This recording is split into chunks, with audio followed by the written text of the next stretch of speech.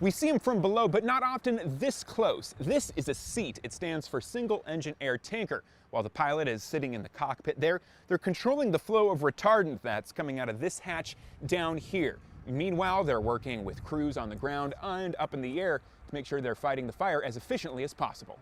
We just go where the fires are. It sounds like a simple concept, but after filling up, it's go time. Sometimes we go on one load, sometimes we do multiple loads, sometimes we do 20 loads. While in the air, you might call it a dance in the sky for tanker pilots. They're flying around other planes and the wildfire, making sure they know where to drop. You got a lot of guys watching out for you too, but you got to make your own calls too.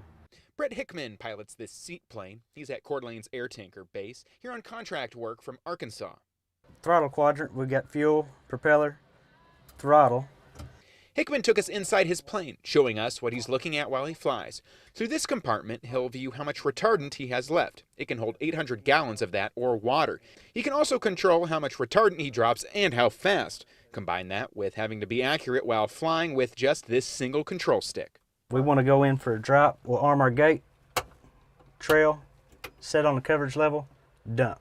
And flying around North Idaho fires isn't always easy. Mountains can present their own challenges, let alone hot, hot air coming from a wildfire.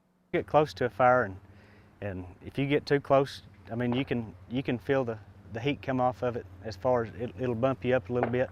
Hickman looks at his work as a way to buy the boots on the ground time. They're the real heroes, he says. But ask anyone who's come close to a wildfire, and they'll likely offer a big thanks to pilots like Hickman too. We're protecting them. We're protecting dozer lines, dozer operators. In North Idaho, Taylor Viydo, KREM 2 News.